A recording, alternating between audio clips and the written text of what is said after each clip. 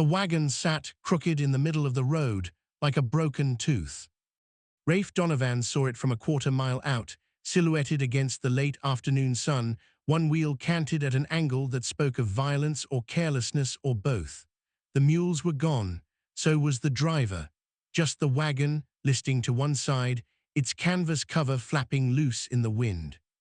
He should have ridden past. Any man with sense would have kept moving, put distance between himself and whatever trouble had left that wagon abandoned on a road that ran through Comanche territory.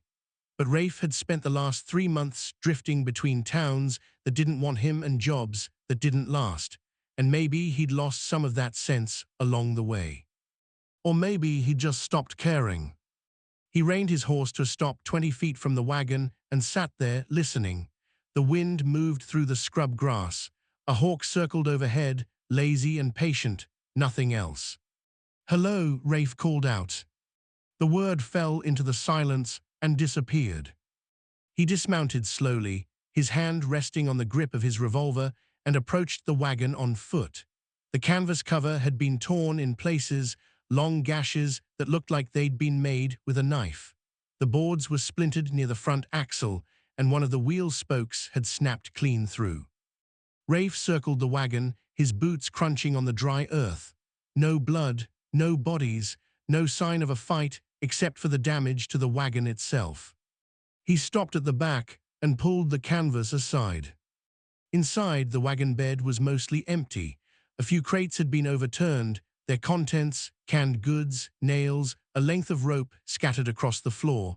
A blanket lay bunched in one corner, and near the front, just behind the driver's bench, sat a burlap sack. It was tied at the top with rough twine, the kind you used to bundle hay or secure a saddle roll. The fabric was stained dark in places, and it sagged slightly, as if something heavy rested inside. Rafe stared at it. The sack didn't move, didn't make a sound, but there was something about it, something that made the hairs on the back of his neck stand up. He reached for it, then stopped. "Don't look under the sack." The voice came from behind him, low and rough, like gravel scraped across stone. Rafe spun, his hand going to his gun.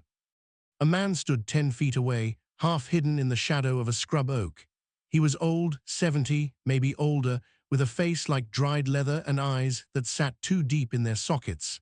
His clothes were filthy, his hat battered, and he carried no weapon that Rafe could see. "Easy," the old man said, raising his hands. "I ain't armed." Rafe kept his gun drawn. "You the driver?" The old man nodded, "Was, till the wheel broke." "Where's your mules?" "Ran off, spooked." "Spooked by what?" The old man's gaze flicked to the wagon, then back to Rafe. He didn't answer. Rafe holstered his gun slowly, keeping his eyes on the old man. "You hurt?" "No." "Then why didn't you stay with the wagon?" The old man's jaw worked, chewing on words he didn't want to say. Finally, he spoke. "Because I didn't want to be near it no more." Rafe frowned. "Near what? The sack?"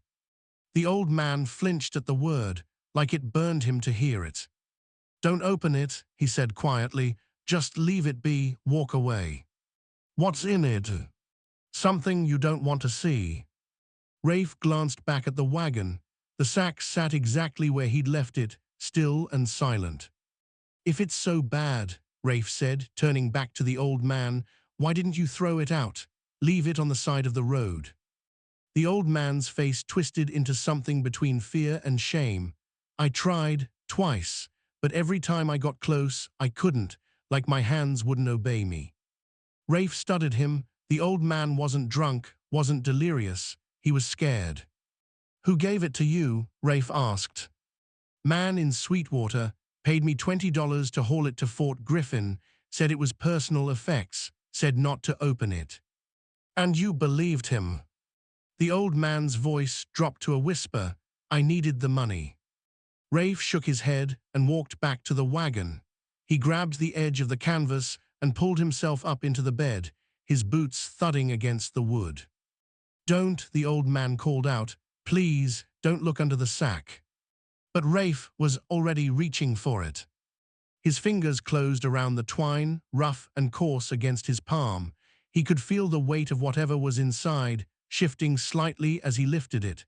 It was heavier than he expected, dense. He set it down in front of him and knelt, his pulse steady, but his instincts screaming at him to stop. "Mister," the old man said from outside the wagon, his voice cracking, "I'm begging you." Rafe pulled at the knot, working the twine loose. It came free with a soft hiss, and the mouth of the sack gaped open. He stared into it for a long moment. Then he reached inside. His hand touched something cold, smooth, hard. He pulled it out. It was a doll. Small, maybe a foot tall, made of porcelain with painted features. It wore a little dress, faded and torn, and its hair, real human hair, fine and blonde, hung in limp strands around its face. Rafe turned it over in his hands, frowning. It was old, cracked in places. One of its eyes was missing, leaving a black, empty socket. "This is it," Rafe called out. "This is what you were so scared of." The old man didn't answer. Rafe looked back into the sack. There was more inside. He reached in again and pulled out another doll, then another. 5 in total, each one different, but all of them old, damaged, staring up at him with painted eyes or empty sockets.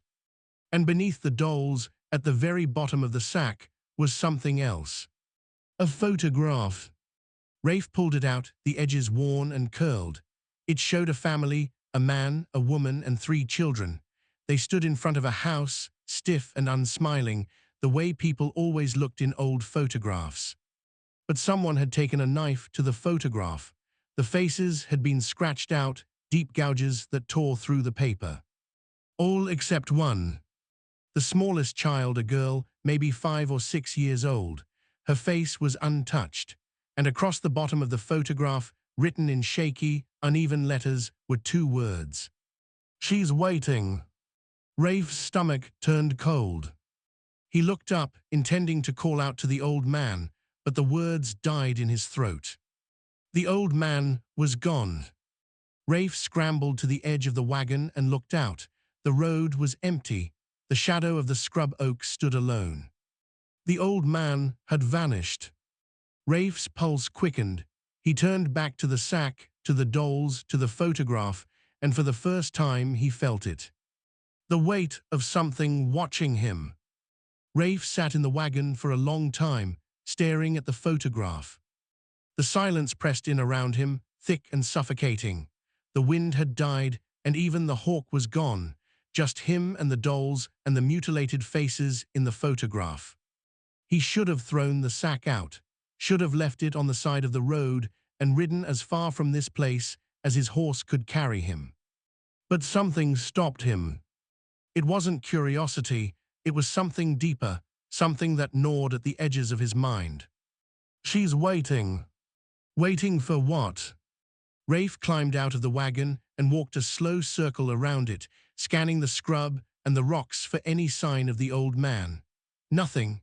It was as if he'd never been there at all. Rafe returned to his horse, pulled his canteen, and drank. The water was warm and tasted of leather, but it helped clear his head. He looked at the wagon again, at the sack inside. He could ride to Fort Griffin, ask around, find out who sent the package and why. Maybe it was nothing. Maybe it was just some eccentric collector with a taste for the macabre. Or maybe it was something worse. Rafe tied his horse to the wagon's broken wheel and climbed back inside. He gathered the dolls, placing them carefully back into the sack. They were just objects, porcelain and cloth and paint. They couldn't hurt him. But as he picked up the last one, the smallest, with the missing eye, its head lolled to one side, and for a moment, Rafe could have sworn it was looking at him. He dropped it into the sack and tied the twine tight. Then he took the photograph and tucked it into his coat pocket. If he was going to find answers, he'd need it. Fort Griffin sat on a bluff overlooking the clear fork of the Brazos, a rough collection of buildings and tents that served as a waypoint for buffalo hunters, cattlemen, and the kind of people who didn't ask too many questions. Rafe arrived 2 days later, the sack tied to the back of his saddle, the photograph still in his pocket. He left his horse at the livery and made his way to the sutler's store, a ramshackle building near the center of the settlement. Inside, a man with a thick beard and a missing finger stood behind the counter, sorting through a crate of whiskey bottles. "Help you?" the man asked without looking up. "Looking for someone," Rafe said. "Man who sent a package from Sweetwater, would have been a few weeks ago." The sutler glanced at him. "What kind of package?" "Personal effects, or so he claimed." The sutler frowned. "Don't know about any packages. You got a name?" Rafe shook his head. "Just a description. Old man, wagon driver, said he was paid $20 to haul it here." The sutler set down the bottle he was holding and leaned on the counter. $20 for hauling a package? That's more than most drivers make in a month." "That's what I thought." The sutler scratched his beard, thinking, "There's a man who comes through here sometimes, pays good money for deliveries, keeps to himself. Strange fellow. Name's Keller." "Where can I find him?" "Don't know if you can. He stays out at the old Harlow place, a few miles south of here, but I wouldn't recommend going out there." "Why not?" The sutler's expression darkened. "Because people who go out there don't always come back the same." Rafe felt the photograph. H in his pocket, heavy as a stone. "Tell me about the Harlow place," Rafe said. The sutler sighed. "Used to be a ranch. Family named Harlow ran it for years. Good people from what I heard, but something happened about 5 years ago. The whole family disappeared, every last one of them. Sheriff investigated, found nothing, no bodies, no signs of a struggle, just gone. And this Keller, he lives there now. If you can call it living, man's not right in the head, spends all his time out there, alone. People say he's looking for something." "Looking for what?" The sutler shrugged. "Hell if I know, but whatever it is, it's got him twisted up inside." Rafe nodded slowly. He thanked the sutler, bought a bottle of whiskey, and left. Outside, the sun was setting, painting the sky in shades of red and orange. Rafe stood on the porch of the sutler's store, watching the light fade, and felt the weight of the decision pressing down on him. He could leave, ride out tonight, and never look back.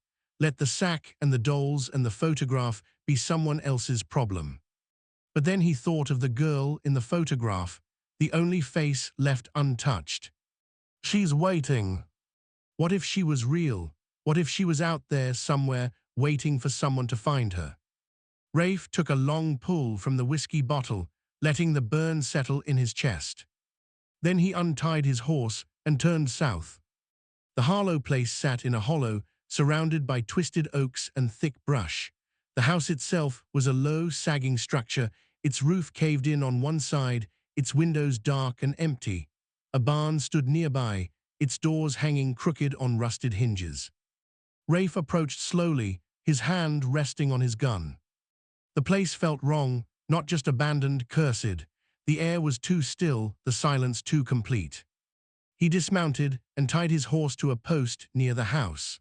The porch steps creaked under his weight as he climbed them, and the front door stood ajar, revealing a darkness that seemed to swallow the fading light. "Keller," Rafe called out. No answer.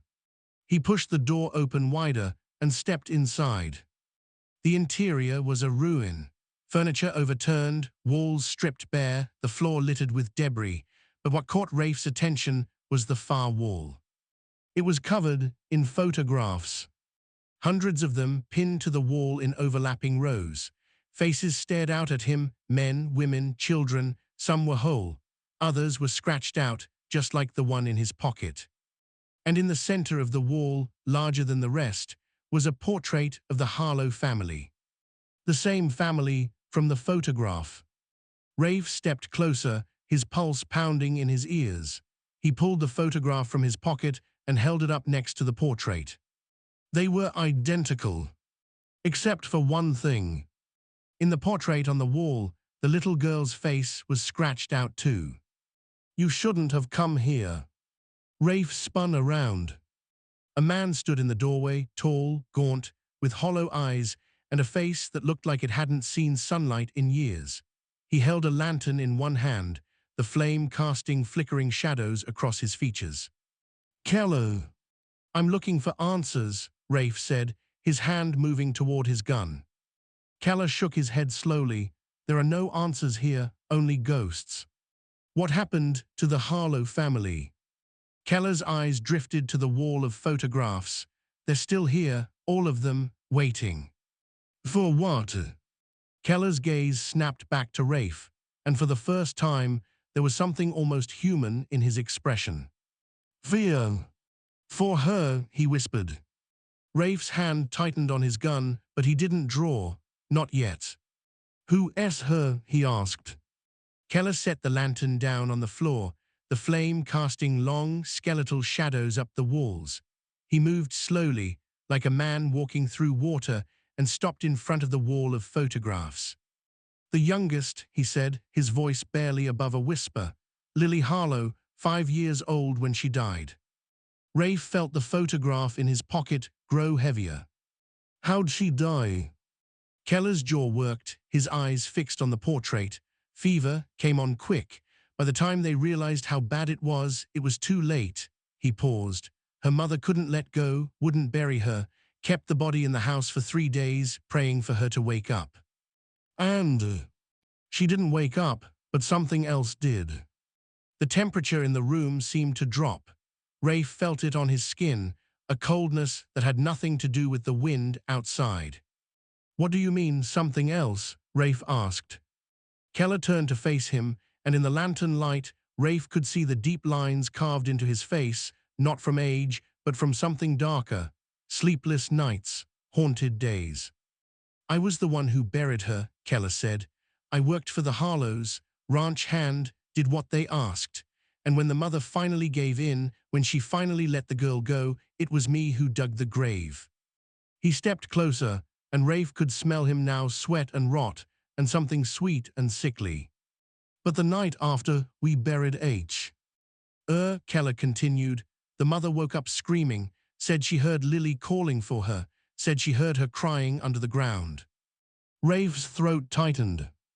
"The father told her it was grief, told her it was the mind playing tricks, but the next night he heard it too, and the night after that, the older children, a voice, small and frightened, calling out from the dark."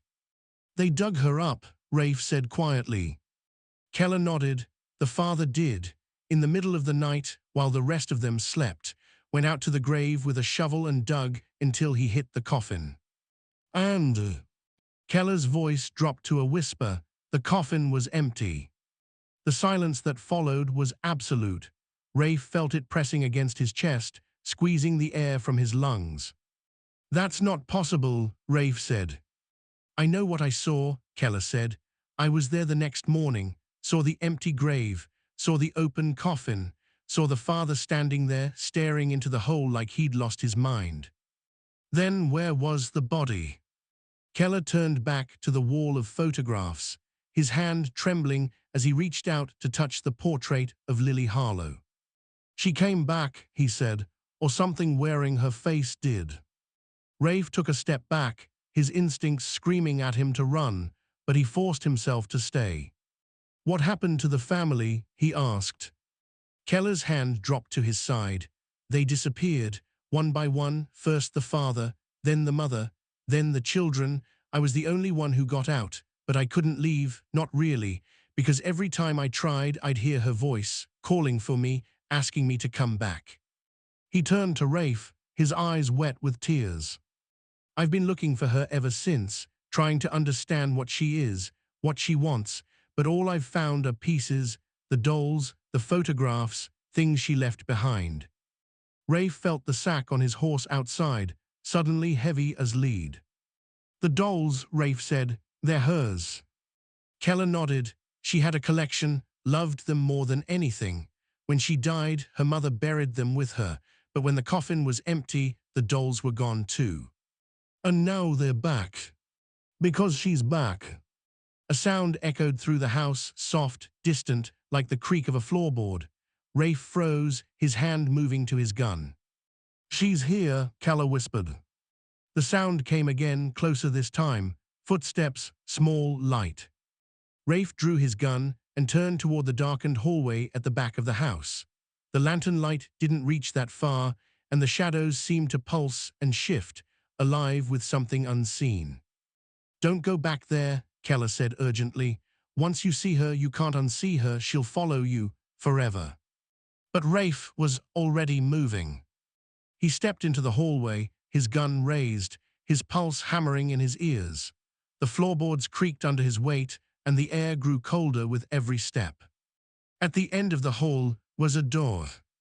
It stood slightly ajar, and through the crack, Rafe could see a faint glow, not lantern light, but something softer, paler. He reached out and pushed the door open. The room beyond was small, barely more than a closet, and in the center of it, sitting on the floor, was a little girl. She wore a white dress, stained and torn. Her blonde hair hung in limp strands around her face, and she was holding one of the dolls from the sack, cradling it in her arms like a baby. Rafe's legs gave out. He didn't fall, he just sank to his knees, his gun slipping from his hand and clattering to the floor. Because the girl wasn't real. She was see-through, translucent, a ghost made of moonlight and grief. And she was looking right at him. Her lips moved, forming words he couldn't hear, but he didn't need to. He could read them on her pale, hollow face. "Help me." Rafe tried to speak, but his voice was gone. All he could do was stare as the girl stood, the doll still clutched in her arms, and stepped toward him. She passed through the doorway like smoke, and Rafe felt a coldness wash over him, not just on his skin, but deeper, in his bones, in his soul. She stopped in front of him, so close he could see the cracks in her porcelain-pale skin, the empty space where her eyes should have been. And then she whispered, "They took me, put me in the ground, but I'm still here." Rafe's breath came in shallow gasps. "What do you want?" The girl tilted her head, and for a moment, something almost human flickered across her face. "I want to go home." Then she was gone. Rafe collapsed forward, his hands hitting the floor, his chest heaving. Behind him, he heard Keller's voice, distant and hollow. "Now you know, now you've seen her." Rafe forced himself to his feet, grabbed his gun, and stumbled out of the house. He didn't stop until he was outside, gulping down the night air, his hands shaking. Keller stood on the porch, watching him with those hollow eyes. "You can't run from her," Keller said. "She'll follow you, just like she followed me." Rafe looked at him, then at the house, then at his horse. Oh, ND, he made a choice. Rafe didn't ride away. He should have. Every instinct told him to get on his horse, leave the sack and the dolls and the ghost of Lily Harlow behind, and never look back. But something rooted him to that spot, standing in the cold night air outside the ruined house. Maybe it was the look in the girl's eyes, or where her eyes should have been. Maybe it was the desperation in her voice. "I want to go home." Rafe turned back to the house. Keller was still on the porch, his silhouette framed by the faint glow of the lantern inside. "Tell me everything," Rafe said. Keller stared at him for a long moment. Then he nodded and disappeared inside. Rafe followed. They sat at a battered table in what used to be the kitchen. Keller had brewed coffee over a small fire, and the bitter smell filled the air. Rafe wrapped his hands around the tin cup, letting the warmth seep into his fingers. "Start from the beginning," Rafe said. Keller took a sip of his coffee, wincing at the heat. Lily Harlow was the youngest of four, bright girl, happy, the kind of child who brought light wherever she went. "Until the fever." Keller nodded. It happened fast. One day she was playing in the yard, the next she was bedridden, burning up. The doctor came, but there was nothing he could do. She died 3 days later. And her mother couldn't let go. No, she kept the body in the house, dressed her in her best clothes, surrounded her with her dolls. She talked to her like she was still alive, fed her, sang to her. Rafe felt a chill that had nothing to do with the cold. "The father finally convinced her to let go," Keller continued. "I dug the grave myself. We buried her at sunset, the whole family standing around the grave. The mother sobbed so hard I thought she'd collapse. But then she came back. Keller's hands tightened around his cup. Not right away. It started with the voices, then the sightings. The mother saw her first, standing at the edge of the woods. The father saw her next, in the barn, always at a distance, always watching. And then the disappearances. The father went out one night to check on the livestock, never came back. We found his lantern by the creek, still lit, but no sign of him. The mother was next, then the older son, then the daughters. Rafe set his cup down. And you. I should have been taken too, but I ran, left everything and ran. But no matter how far I went, I'd hear her voice, see her face in the dark. So I came back, thought maybe if I could understand what happened, I could end it. And Keller shook his head. I've been here for 5 years, collecting the dolls, the photographs, anything connected to her, trying to piece it together. But all I've learned is that she's trapped, caught between life and death, and she's lonely. Rafe frowned, lonely. She died young, didn't understand what was happening, and now she's searching for her family, but they're gone, so she reaches out to anyone who comes close. Like you, like me. Keller nodded. Once she sees you, she won't let go, not until you help her. Help her how? Keller looked at him with those hollow, haunted eyes. That's what I've been trying to figure out. Rafe stood and walked to the window. Outside, the night was still and dark, the stars hidden behind a veil of clouds. He could feel the weight of the sack on his horse, the dolls inside, the photograph in his pocket. She said she wanted to go home, Rafe said quietly. What if that's the answer? Keller frowned. What do you mean? You buried her, but she didn't stay buried. Maybe she needs to be laid to rest properly with her family. Her family's gone. Then we find them. Keller stared at him. You think they're still alive? I think their bodies are out here somewhere, and if we can find them, maybe we can give Lily what she needs, a place to rest, with the people she loved. Keller was silent for a long moment. Then he stood, his face set with determination. I know where to start. They searched through the night. Keller led Rafe through the woods behind the house, carrying the lantern, its light casting long shadows through the trees. They moved slowly, carefully, scanning the ground for any sign of disturbed earth. The father was found by the creek, Keller said. Or rather, his lantern was. I never looked further. I was too scared. They reached the creek, a narrow ribbon of water that glinted in the lantern light. Keller pointed to a spot on the bank where the grass grew thicker. There. Rafe knelt and began to dig with his hands, pushing aside the dirt and roots. After a few minutes, his fingers hit something solid. He pulled it free. A bone, human, weathered by time and the elements. Keller's breath caught. It's him. They kept digging, uncovering more bones, until they'd found most of the skeleton. It was incomplete, scattered, but it was enough. We need to find the others, Rafe said. They searched through the night, moving deeper into the woods, following Keller's memories and instincts. They found the mother's remains near the old barn, buried shallow beneath a pile of stones. The children were harder to find, but eventually they uncovered them too, 2 sets of bones, small and fragile, hidden in a hollow at the base of an oak tree. By the time dawn broke, they'd gathered all of them. Rafe stood in the clearing behind the house, looking at the remains laid out on the ground. A family torn apart by grief and something darker. Now what? Keller asked. Rafe pulled the photograph from his pocket and looked at the little girl's face, the only one left untouched. Now we give her what she wanted, he said. We bring her home. They buried the Harlow family together. Rafe and Keller dug a single grave in the small cemetery behind the house, where a few weathered markers still stood, half hidden by weeds and time. It was slow, exhausting work, but neither of them spoke. There was a weight to what they were doing, a finality that didn't need words. When the grave was deep enough, they laid the bones inside, arranging them carefully. father, mother, children, together. At the bottom of the grave, Rafe placed the sack of dolls. He untied the twine and let them spill out, porcelain faces staring up at the sky. They looked different now, not menacing, but sad, lost.